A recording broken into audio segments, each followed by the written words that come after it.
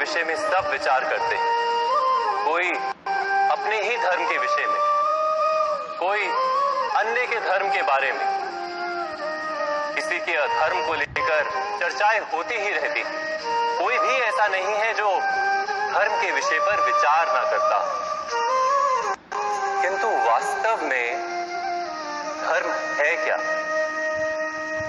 क्या कोई ये समझ पाया है? धर्म मनुष्य को दूसरे मनुष्य के साथ, समस्त सृष्टि के साथ सुख से जीने का ज्ञान देता है। यही कारण कि किसी धर्म के स्थान पर मनुष्य को सदा ही शांति प्राप्त होती। क्या ये आपका अनुभव नहीं? अर्थात धर्म मनुष्य के सारे संघर्षों का नाश करता है। पर यह किस प्रकार संभव है कि किसी मनुष्य को किसी अन्य के साथ कोई संघर्ष ना हो? विचार करें, जहां प्रेम होता है क्या वहां संघर्ष भी होता है? आप कहेंगे हाँ, अवश्य होता है। किंतु आप थोड़ा और विचार करेंगे तो ये जान जाएंगे कि जिस समय संघर्ष होता है उस समय प्रेम का विस्मरण हो जाता है और फिर इच्छाएं जागती, अहंकार जागता है, क्रोध जागता है, पर प्रेम ना, प्रेम नहीं जागता। क्योंकि जहां प्रेम जागता है वहां सारे विवाद, सारे संघर्ष, सारे झगड़े नष्ट हो जाते हैं।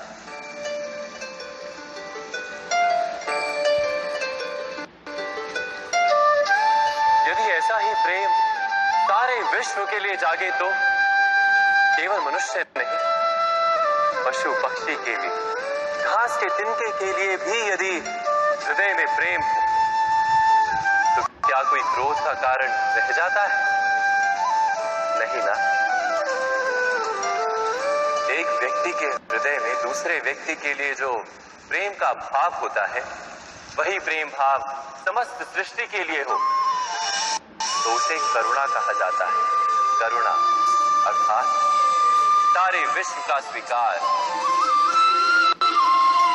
सबके लिए केवल प्रेम और कुछ नहीं, कहीं किसी के लिए कोई विरोध नहीं। करुणा ही वास्तव में सारे धर्मों का सार है। धर्म यदि वृक्ष है तो करुणा ही उसका मूल, उसकी जड़। पर बार बार ऐसा समय आता है कि मनुष्य धर्म के मूल को ही भूल जाता है, कुछ नियमों, परंपराओं को पकड़कर बैठता है और करुणा को भुला ही देता है। और ये जगत भर जाता है संघर्षों से, ईर्ष्याओं से, शोषण से, क्रोध से, बैर से, अर्थात अधर्म।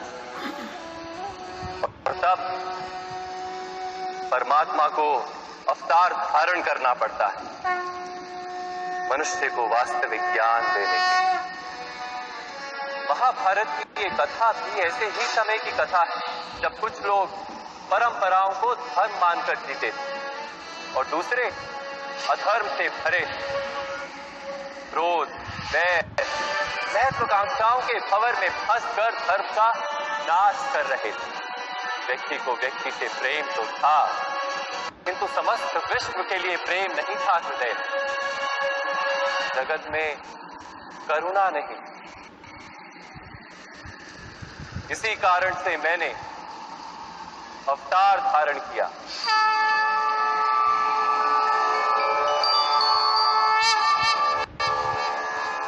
परित्राणाय साधूनाम, साधुओं को मुक्त करने के लिए, विनाशाय च दुष्कृताम, बुरा कार्य करने वालों का नाश करने के लिए, धर्म संस्थापनार्थाय, धर्म की स्थापना के लिए मैं वासुदेव कृष्ण प्रवेश करने जा रहा हूं महाभारत की इस कथा में।